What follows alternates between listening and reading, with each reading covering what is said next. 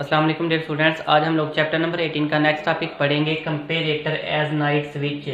इससे पहले आप लोगों ने पढ़ा ऑपरेशनल एम्पलीफायर एज कंपेरेटर। तो आज कंपेरेटर को हम लोग नाइट स्विच के तौर पर पढ़ेंगे, यानी कि गलियों में लगी हुई जो स्ट्रीट लाइट्स हैं, जैसे ही मगरब के बाद अंधेरा छाना शुरू हो जाता है तो ये नाइट स्विच उन स्ट्रीट लाइट्स को ऑटोमेटिकली ऑन कर दे।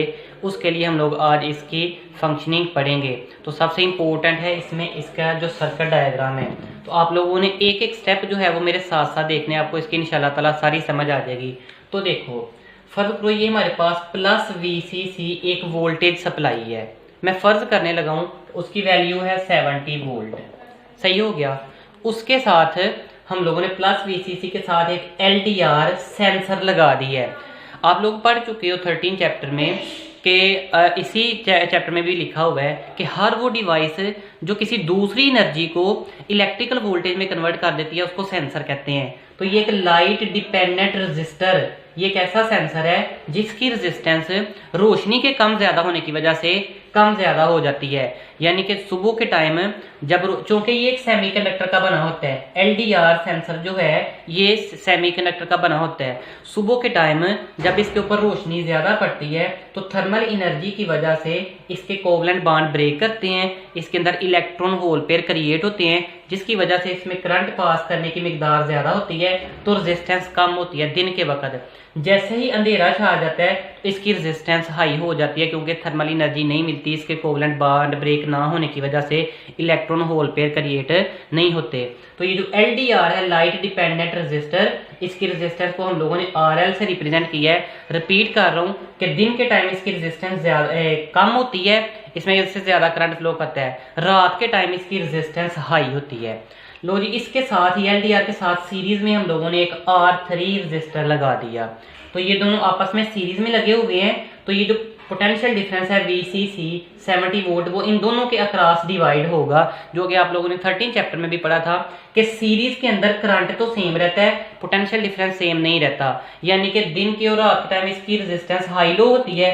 तो अगर इसके क्रॉस पोटेंशियल डिफरेंस है 20 वोल्ट, फिर इसके क्रॉस R3 के क्रॉस कितना आ रहा होगा 50 वोल्ट, क्योंकि हमने फर्ज कर लिया कि VCC कितनी है 70 वोल्ट।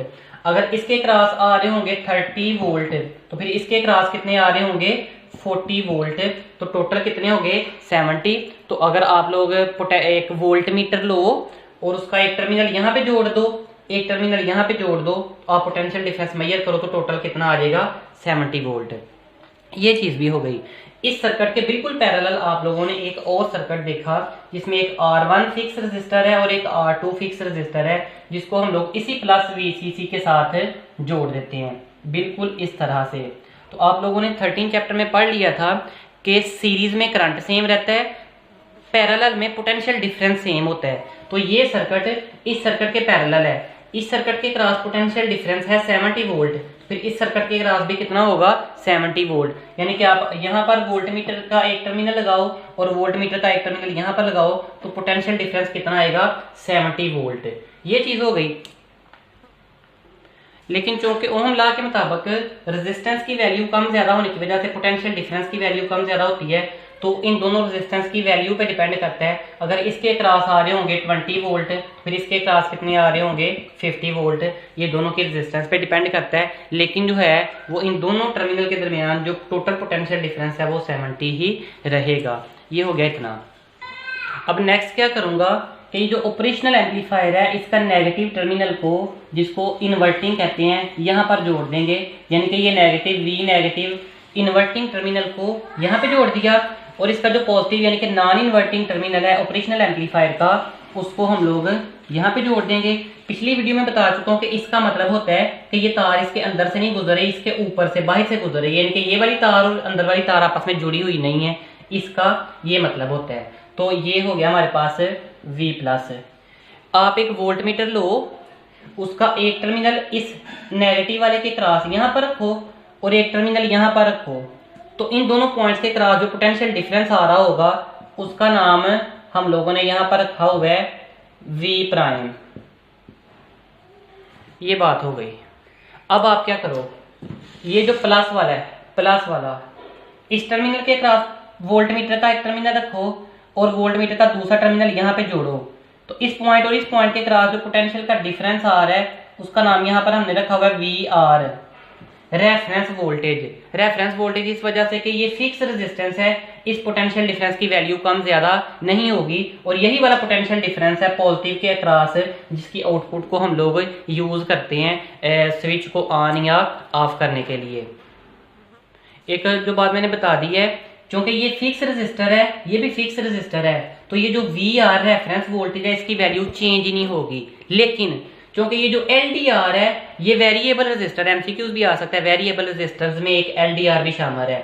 क्योंकि रोशनी कम ज्यादा होने की वजह से इसकी रेजिस्टेंस कम ज्यादा होगी, इसकी रेजिस्टेंस कम ज्यादा होने की वजह से ओम लॉ के मुताबिक पोटेंशियल डिफरेंस कम ज्यादा होगा। जब इसका पोटेंशियल डिफरेंस कम ज्यादा होगा तो R3 के क्रॉस जो पोटेंशियल डिफरेंस है V बार उसकी वैल्यू भी कम ज्यादा होगी।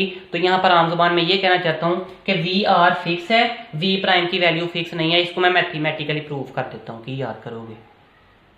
इक्वेशन लिखने का इंपॉर्टेंट तरीका जो इस सर्किट की है, इस पॉइंट और इस पॉइंट के क्रॉस जो पोटेंशियल डिफरेंस है V प्राइम, इसकी इक्वेशन कैसे लिखेंगे ध्यान से देखना।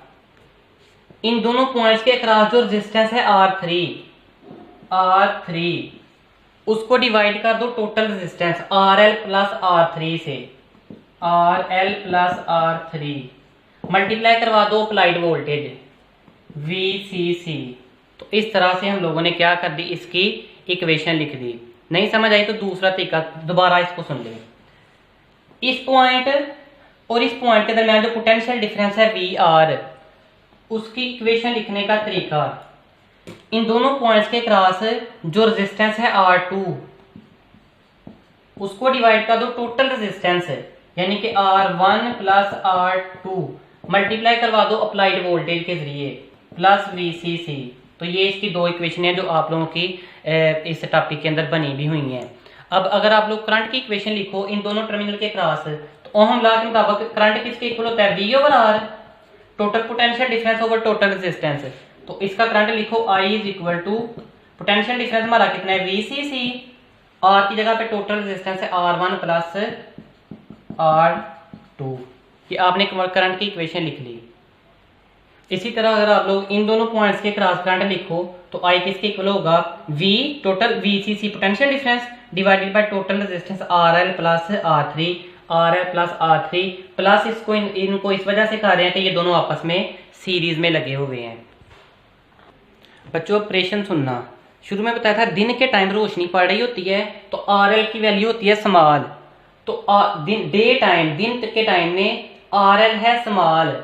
फार्मूला अगर जो अभी लिखी तो उसके मुताबिक देखें तो RL और V प्राइम के दरमियान इनवर्स रिलेशन है, RL स्मॉल होगी V प्राइम की वैल्यू लार्ज होगी, यानी कि दिन के टाइम ये जो V प्राइम है ये VR से ग्रेटर है। तो हमने लिख दिया कि V प्राइम जो है वो VR से ग्रेटर है। बेटा जो V प्राइम है वो हमने ऑपरेशनल एम्पलीफायर के नेगेटिव यानी कि इन्वर्टिंग टर्मिनल के क्रॉस लगाया हुआ है। ये देखो V प्राइम किसके क्रॉस है, नेगेटिव टर्मिनल, जो VR है वो किसके क्रॉस है, पॉजिटिव टर्मिनल, यानी कि दिन के टाइम V नेगेटिव जो है वो ग्रेटर है V पॉजिटिव से, यानी कि जो हमको ऑपरेशनल एम्पलीफायर से आउटपुट मिल रही है वो आउटपुट किसके क्रॉस है, VO। आउटपुट किसके क्रॉस है, माइनस VCC के। स्विच ऑफ रहेगा। हमने इसकी आउटपुट के साथ जो एक रिले सिस्टम लगाया हुआ है वो स्विच ऑन सिर्फ और सिर्फ तब होता है जब हमको प्लस VCC मिले, ना के माइनस VCC।